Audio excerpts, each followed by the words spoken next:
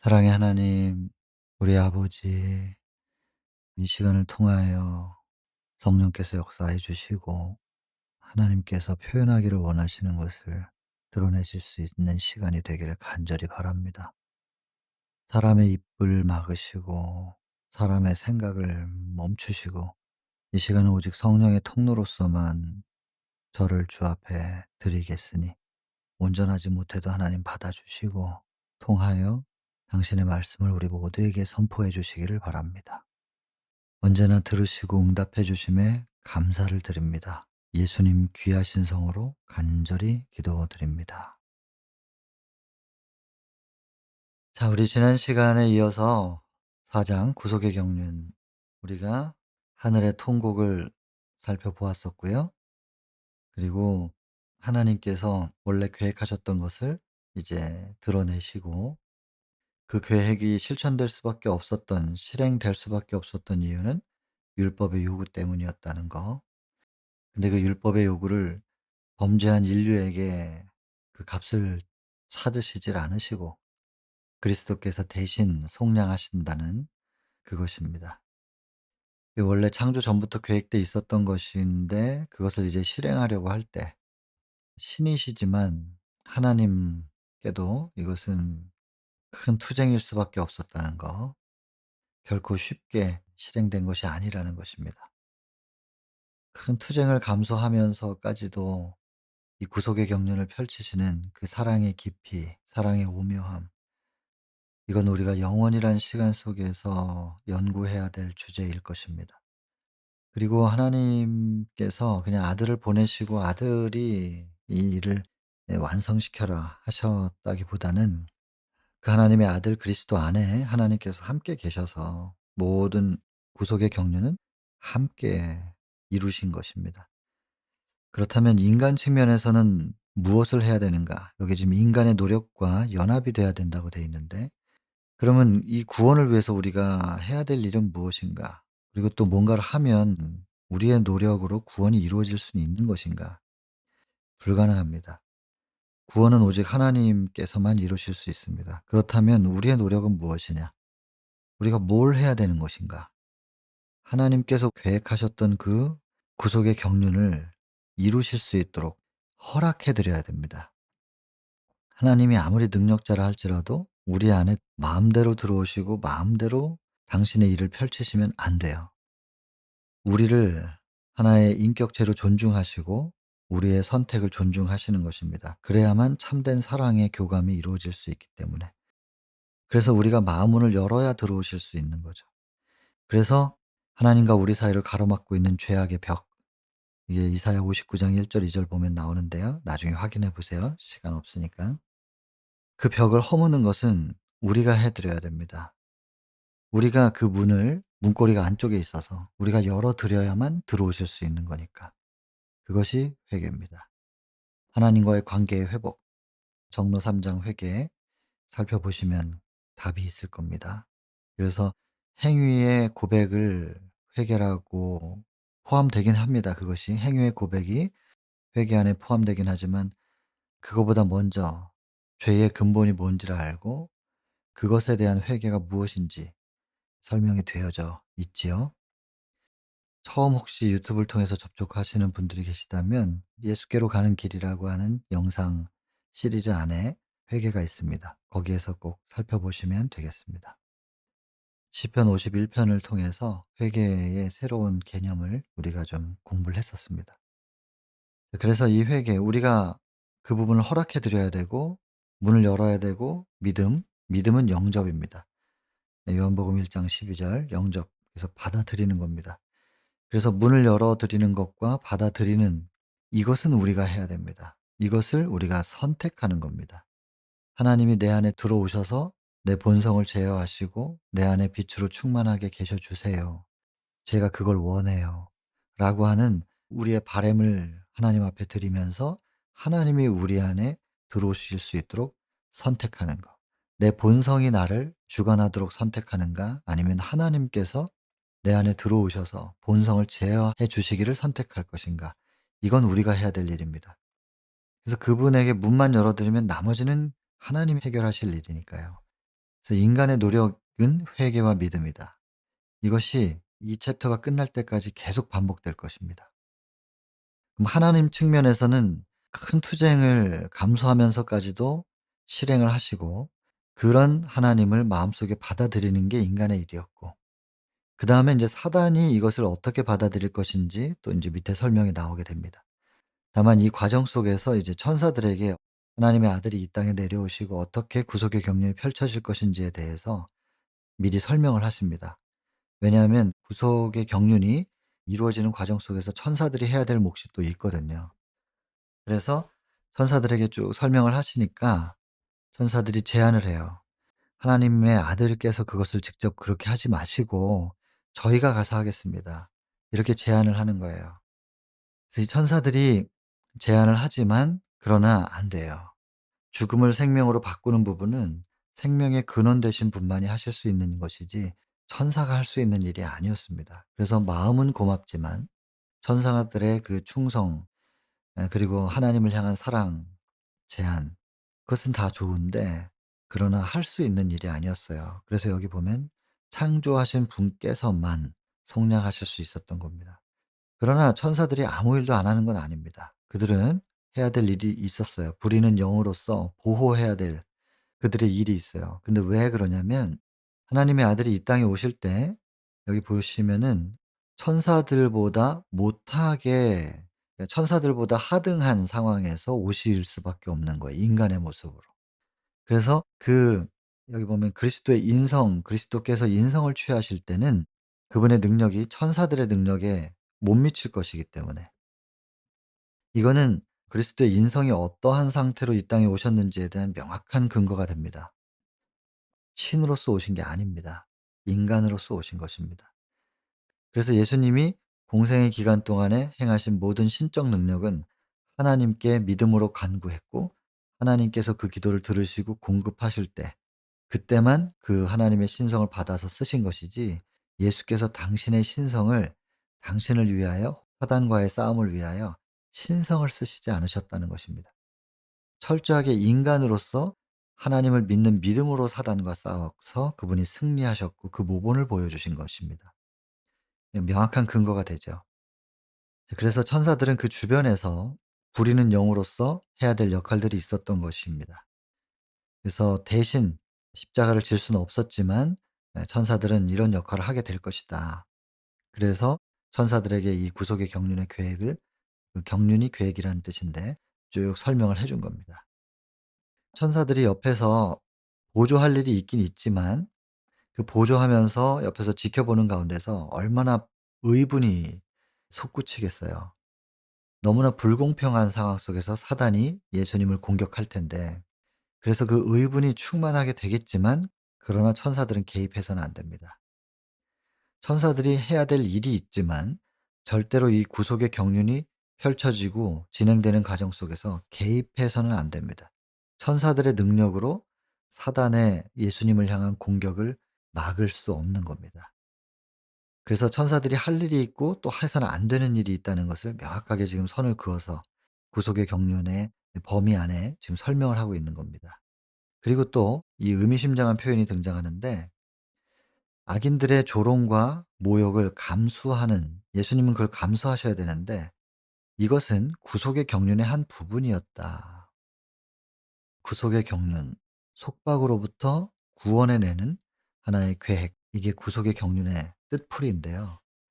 이 계획 안에 이걸 감수하는 것이 한 부분이었다. 그래서 이걸 천사들이 막아서도 안 되고 보호해서도 안 되는 거예요. 왜 그런가? 여러분, 이 구속의 경륜의 범위는 인류에게만 제한되어 있긴 합니다마는 구속의 경륜을 통하여 인류의 구원을 이루시는 이 모든 과정은 보여져야 되고 드러나야 되는 것은 지구만을 위해서가 아니기 때문에 그렇습니다. 그게 인제 밑에 보면 다 나옵니다. 그때 가서 좀 더 자세히 설명하겠습니다. 그리스도께서는 당신의 죽음으로 사람들을 속량하시고, 그리고 죄는 멸하실 것에 대한 보증을 하셨어요.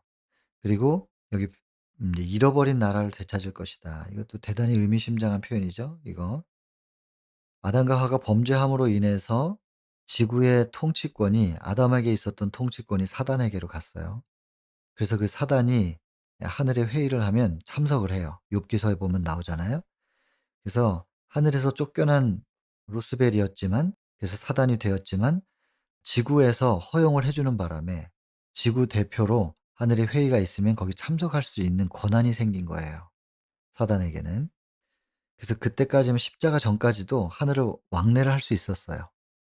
뭐 자기 집 드나들듯이는 못하지만 회의가 있거나 그러면 들어갔고, 그 들어가서 그 분위기를 사단이 파악할 수 있었죠. 근데 각시대 대쟁투에 보면은 하늘에서 인제 지성소 정결 사업이 다 끝났을 때, 그때는 그것이 끝났는지 안 끝났는지, 혹은 사람들에게 인치는 사업이 마쳐졌는지 아닌지를 몰랐다고 기록돼 있습니다. 왜냐하면 십자가 이후에는 하늘에 들어갈 수가 없기 때문에 사단이 그 상황을 모르는 거예요. 근데 어쨌든 십자가 전까지는 사단이 지구의 통치권을 가지고 있었어요. 그리고 그 지구 전체라고 하는 하나님의 나라의 통치권도 갖고 있었지만, 개개인의 마음속에 있는 하나님의 나라, 하나님의 임재의 자리도 하나님만이 거하실 수 없는 상태가 돼 버렸기 때문에, 잃어버린 나라라고 하는 표현의 의미 속에는 여러 가지 것들을 생각해야 될 주제들이 좀 있습니다. 그런데 이것을 되찾으실 것입니다, 예수께서. 그래서 십자가 이후에 실제로 지구의 대표가 되셨고, 사도행적 4 장의 그 오순절 챕터에 보면은 예수님께서 부활하셔서 하늘에 입성하시고 지구의 대표와 왕으로서 인제 취임식이 있었고 인정을 받으시는, 그리고 그때부터 지구의 대표로서 성소에 들어가셔서 인류를 위한 중보 사업을 하실 수 있다는 그런 권한을 받으셨다는 것에 대해서 사도행적 4 장에서 잘 설명하고 있습니다. 나라를 되찾은 거죠. 대표, 통치권 되찾으신 거예요. 그러나 아무리 하나님 편에서 그것을 되찾으셨어도 백성 한 사람 한 사람이 그냥 '하나님이 왕이니까 무조건 따라야 돼.' 이렇게 되는 건 하나님의 나라의 원칙과는 다릅니다. 그 나라의 백성 한 사람 한 사람이 하나님이 베푸시는 것을 개인적으로 받아들일 때, 그 개인과 하나님과의 관계가 이루어져야 개인의 심령 속에서도 하나님의 나라가 회복되는 겁니다. 하나님의 통치권을 마음속에 받아들이면 죄된 본성을 그분이 제어하시고 통치하셔 가지고 우리를 하늘에 어울리는 사람으로 변화시킬 수 있지만, 개인적으로 그것을 받아들이지 않으면 여전히 자기의 심령에 있는 나라의 주인은 하나님이 아니신 거예요. 내가 되거나 사단이 되거나, 그렇죠. 내가 된다 사단이 된다, 그거는 뭐 같은 얘기입니다. 자아가 곧 사단이니까. 그래서 이것을 되찾으실 것이었다는 거. 근데 그분은 찾으셨어요, 십자가를 통해서. 이루어내셨지만 나중에 이 부좌 선지자의 이 시점과는 인제 한 4,000년 후의 이야기이긴 하지만 찾으세요. 그러나 그 잃어버린 나라를 되찾으신 것을 우리의 마음속에 회복하는 것은 나의 선택에 의해서다라고 하는 것, 그걸 꼭 기억하셔야 됩니다. 그리고 어쨌든 그 통치권을 찾으실 것이고 죄는 제거될 것이고, 그것을 받아들이는 사람들의 심령 속에서도 그것은 이루어지게 될 것이다. 받아들이지 않거나 거절하면 어쩔 수 없지만. 그래서 이것을 선포하시는 거예요. 그러니까 "내가 반드시 회복시킬게. 그러니까 너희들은 기뻐해." 이렇게 명하시는 거예요. 그러나 선포하신 대로 아직 안 됐잖아요. 4,000년 후에나 되는 일이에요. 아직 미래의 일이고 지금 아직 된 게 아니거든요. 근데 그냥 미리 기뻐하라고, "내가 이렇게 할 거니까 선포하시면서 미리 기뻐하라."고 명하셔요. 그러면 아직 안 이루어졌는데, 여기 하늘에서는 말입니다, "기쁨이 하늘을 가득 채웠다." 이렇게 돼요. 우리가 첫 문단에서 "하늘이 통곡했다." 이렇게 시작했잖아요. 근데 지금 선포하시고 나니까 다시 하늘이 기쁨으로 채워지고 다시 음악이 연주되고 이렇게 되는 거예요. 뭐 아무것도 달라진 거 없어요, 현실적으로. 그냥 하나님께서 당신이 이렇게 이렇게 하실 거라고 선포만 했는데 다시 기뻐해요. 이걸 두고 뭐라고 표현해요? 이런 상황이 뭐냐면 믿음의 상황이에요. 하늘의 존재자들은 이런 믿음의 소유를 하고 있는 거예요. 하나님께서 이렇게 말씀하시면 그렇게 될 거라고 믿는 거예요. 그리고 미리 기뻐하는 거예요. 이게 천사들이에요. 우리는 안 그렇죠. 우리는 내 눈으로 확인해야 기쁘거든요. 그게 이루어져야만 기쁘거든요. 말씀의 약속은 있지만 아직 그게 안 됐잖아요. 오늘 지금 현재 이루어지지 않았잖아요. 그러면 안 기뻐요. 왜 그러냐면 우린 믿음이 없어서 그래요. 근데 천사들은 믿음이 있는 천사들은 그렇게 선포하신 것만으로도 그냥 기뻐할 수 있는 거예요. 하나님이 그렇게 말씀하셨으면 그렇게 될 거야. 정해져 있는 게 아니었지만 그렇게 될 거야. 그냥 이렇게 믿는 거예요. 이게 믿음의 영역이라니까요. 그러니 여러분 우리가 지금 믿노라고 하는 그 신앙과 천사들의 믿음이 얼마나 이 차이가 있는지 한번 생각해 볼 수 있는 내용입니다. 이 부분에서. 기뻐하라고 명하시니까 그냥 기뻐한다. 현실적으로 아무것도 바뀐 게 없는데 그냥 기뻐해요. 믿음. 크게 한번 생각해 봐야 될 주제죠. 그리고 이제 다 정리를 하시는 거예요. 그래서 창세기 3장 15 절부터 요거는 14 절부터죠. "뱀이 너는 이렇게 하였으니 배로 기어다니고 흙을 먹을 것이다." 그게 요게 14 절이고 지금 이것은 "그리고 내가 너로 여자와 원수가 되게 하고." 하면서 원복음 이 15 절에 있고 이 속에 사실은 창세기 3장 15절 안에 다 들었어요. 대쟁투의 결론이. 네 다 들은 거예요. 머리를 상하게 한다. 그럼 끝난 거죠. 사단은 생명을 유지할 수 없는 겁니다. 다만 그 과정에서 발꿈치를 상하게 되는 피해를 입죠. 하나님도. 이 십자가예요. 이것이 최초의 암시였다는 거예요. 결론을. 대쟁투의 결론이 어떻게 날 것인지 암시를 했고 그다음에 이것을 사단도 들었고 아담과 하와도 들었죠. 이것은 아담과 하와에게는 희망이죠. 희망이고 그리고 사단에게는 이게 뭔가 좀 불길한 게 좀 있는 거예요. 그러나 여러분 여기 보면은 처음엔 사단이 이걸 이해를 못 했어요. 이게 무슨 말인지. 그래서 좀 불길하다가 나중에 여자의 후손에 대한 이해를 하면서 사단은 오히려 기뻐해요. 아 하나님이 인간의 모습으로 이 땅에 오셔 가지고 아담과 하와와 그 후손들을 구원하기 위해서 뭔가를 하시려고 하는구나. 이 여자의 후손이라는 말의 의미를 이해해요 사단이.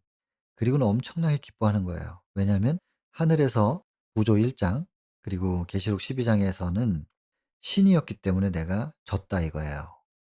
그래서 1 회전에서는 쫓겨났지만 인간으로 이 땅에 오신다? 지구로 오시고 인제 지구는 자기의 세력하에 있게 됐는데 자기의 홈그라운드에 하나님이 인간의 모습으로 오셔 가지고 다시 2 차전을 해 보자는 거잖아요. 분명히 자기가 이긴다는 거예요. 왜냐하면 아담과 하와도 내가 이겼는데 인간으로 온 하나님의 아들을 내가 왜 못 이기겠느냐. 하늘에선 신이었으니까 내가 물러났지만 인간으로 오는 하나님의 아들은 내가 당연히 이길 수 있다 하면서 기뻐하는 얘기가 후반에 나옵니다. 근데 어쨌든 이 약속은 아담과 하와에게는 유일한 희망이 돼요. 그래서 하나님은 늘 이런 식으로 말씀하시는 거예요. 16 절은 여자가 범죄 때문에 잉태의 고통과 해산의 고통이 있을 것이다. 17 절은 얼굴에 땀이 흘러야 수고하여야 그 식물을 먹을 것이다. 그리고 18 절에는 가시 엉겅퀴가 계속 올라오고 19 절에는 너는 흙이니 흙으로 돌아갈 것이다. 하면서 여자와 아담의 이제 운명들을 그들이 겪어야 될 숙명이 쭉 펼쳐져요. 근데 그 16 절부터 19 절까지 그 죄의 결과로 인간이 감당해야 될 부분들을 설명하시기 전에 희망부터 말씀하시는 거예요 15 절에서. 그래서 이거는 인간 측면에서 보면 하나의 약속이고 이미 이루어진 건 아니지만 '내가 이렇게 해 줄게.'라는 약속 이것이 인제 유일한 희망이 되는 거죠. 그래서 여기 보시면은 그들은 아담과 하와는 운명이 될 수밖에 없는 수고와 슬픔의 생활이나 흙으로 돌아가야 한다는 선고 요 흙으로 돌아간다 이게 19절 얘기고 수고와 슬픔 17절 18절 얘기잖아요.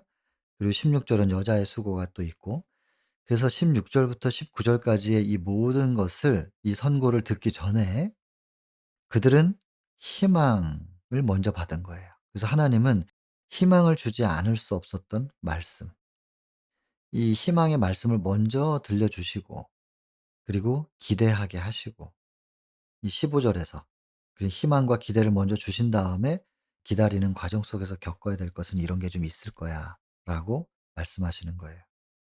그래서 여러분 이런 부분도 자녀들이 뭘 잘못하거나 그러면은 먼저 희망부터 주시고 그러나 "너의 잘못 때문에 이러이러한 것들은 네가 감수할 수밖에 없는 것이다." 왜냐하면 이 감수하는 시간을 통해서 네가 무엇을 잘못했는지에 대해서 명확하게 더 알고 다시는 그렇게 잘못하지 않겠다고 하는 결심을 새롭게 해 주기 위해서 이 과정들이 좀 감수해야 될 과정은 필요해. 그러나 결론은 끝내는 다 이렇게 될 거야. 너는 뭐 네가 하나 잘못했다고 해서 내 자식이 아닌 것도 아니고 쫓겨나는 것도 아니고 나는 여전히 너를 사랑하고. 그래서 결론을 먼저 주시고 그다음에 그 잘못에 대해서 감당해야 될 부분, 좀 감수해야 될 부분들은 이렇다. 이런 식으로 설명을 하면 하나님께서 아담과 하와의 잘못에 대하여 이렇게 하신 방법대로 우리가 우리 자녀에게 '이렇게 하면 좋겠다.'라는 생각을 하게 되죠, 자녀들을 교육할 때. 성경을 우리가 공부하는 이유는 그것을 우리에게 적용시키려고 하는 거잖아요. 그냥 읽고 '아 이런가 보다.'라고 머리로만 알고 있는 것은 성경 공부하는 것에 의미가 없습니다.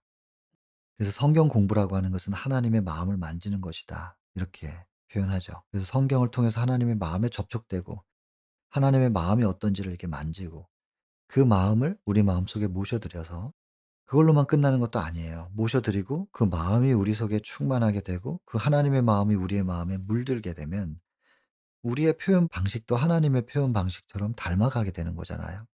그래서 하나님께서 아담과 하와를 대하시는 이런 모습들이 계속 묵상을 하다 보면 우리가 우리 자녀들에게도 이런 식으로 표현을 하게 되고 이렇게 교육하게 되고 이렇게 그 부모의 마음을 전달하게 되는 것이죠. 너무나 큰 배울 부분이고 적용시켜야 될 부분이 이제 보이는 겁니다. 그다음에 이제 사단은 아까 말씀드린 대로 처음에는 '뭐가 좀 방해를 받겠구나.'라고 하는 좀 불길함을 느꼈지만 그러나 나중에 이제 깨달아요. '하나님의 아들이 인간으로 오신단 말인가?' 그러면서 이제 기뻐하는 거예요. 이제 그분의 높임 받은 지위에서 끌어내릴 수 있다고 그의 천사들과 함께 기뻐했는데 왜냐하면 그리스도께서 자진해서 인성을 취하실 때 인간이 되면 자기가 충분히 이길 수 있다는 거예요. 그분 또한 패배당할 것이다. 자기가 이기니까 예수님이 지는 거죠. 이렇게 하여 타락한 인류의 구속은 저지될 수 있을 것이라고 선언하였다. 그러면서 자기 부하 천사들이랑 기뻐하는 얘기가 여기 나오는 거예요.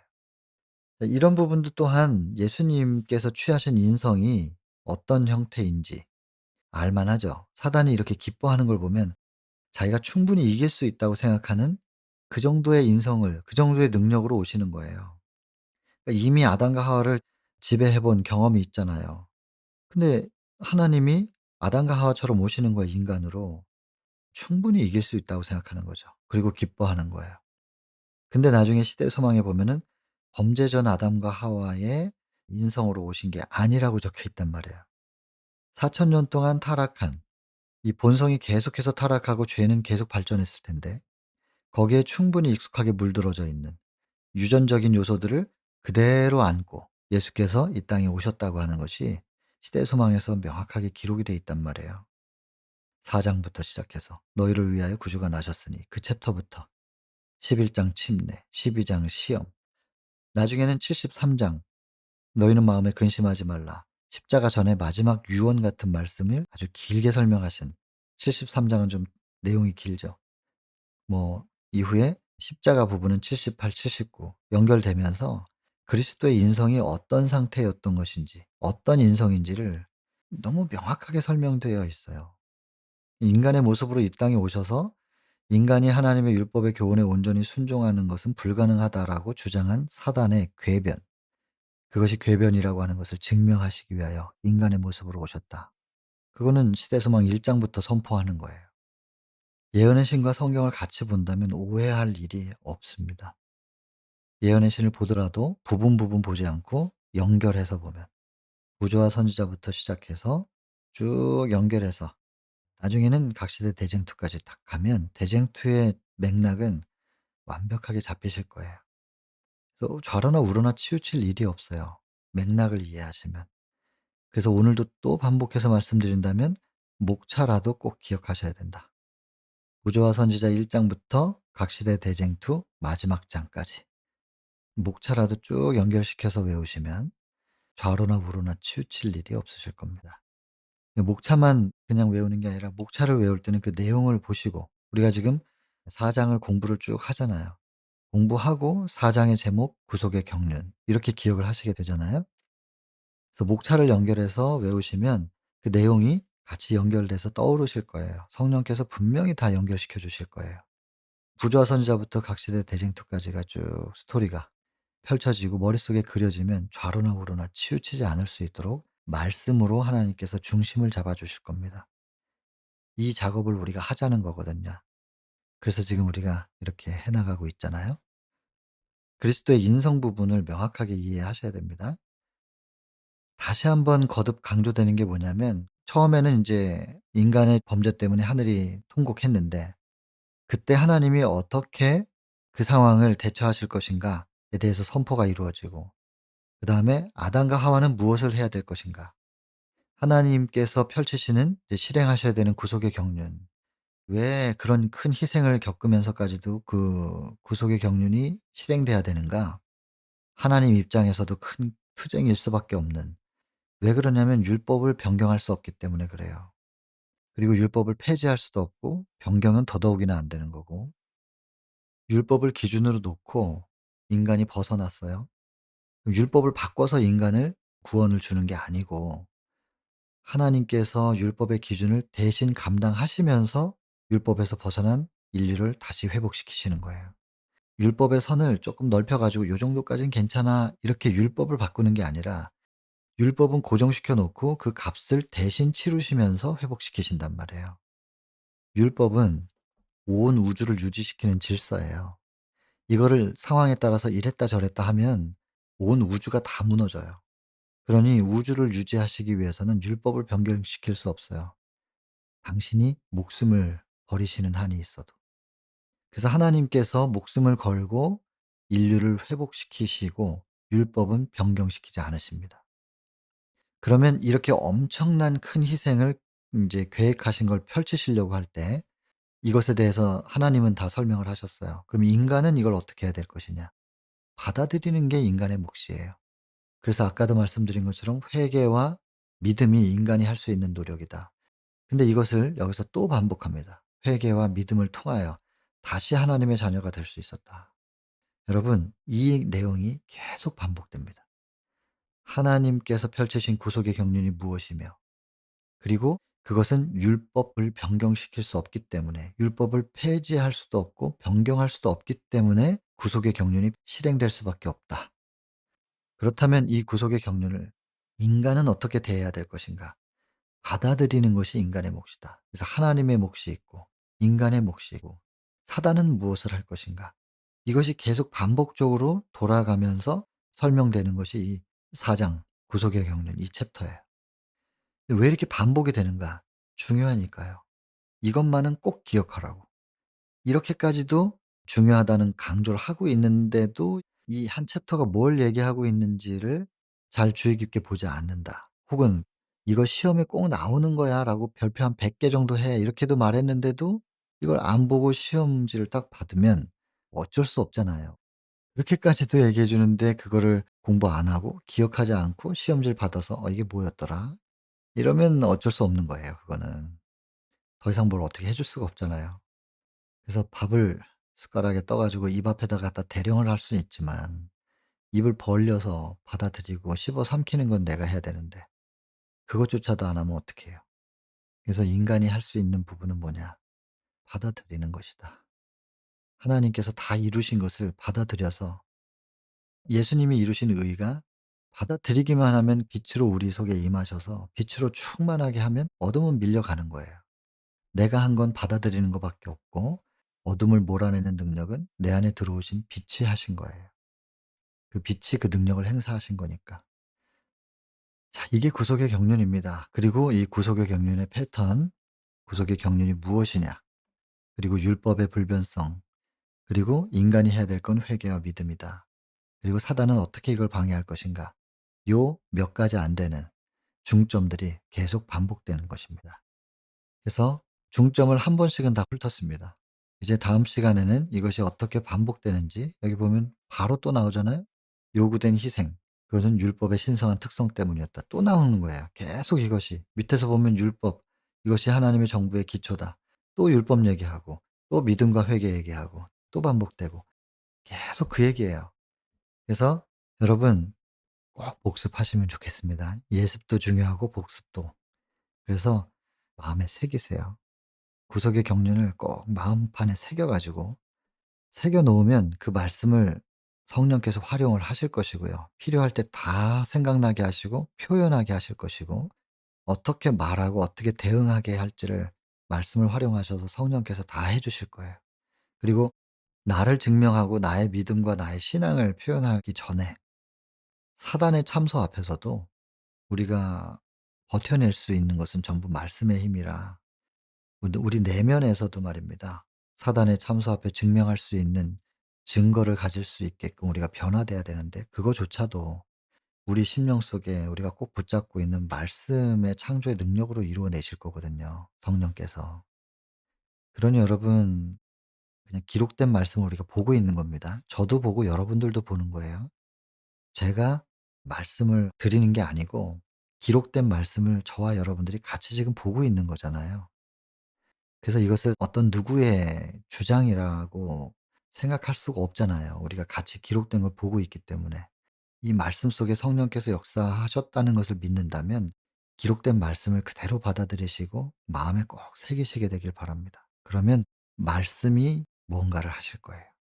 받아들이는 것밖에는 우리의 몫이 아니고 우리 안에 영접된 그 말씀이 무엇을 하는지를 그냥 경험으로 알게 되는 거거든요. 예습도 하시고 복습도 하셔서 마음에 꼭 새기시게 되기를 바랍니다. 구속의 경륜의 중점들. 성경을 공부한다는 것은 학교 다닐 때처럼 지겨운 공부 아니고 하나님의 마음을 만지는 것이다. 꼭 기억하셔서 그 하나님의 깊은 사랑과 더 가까워지고 자꾸 그 사랑에 접촉이 되면서 그 사랑 속에 쑥 들어가게 되는 풍덩 빠져가지고 그 사랑에 충만히 젖어 들어가는 이런 공부니까 이건 지겨운 거 아니잖아요. 행복하게 공부하시게 되기를 바랍니다. 개인 기도하고 마칠게요.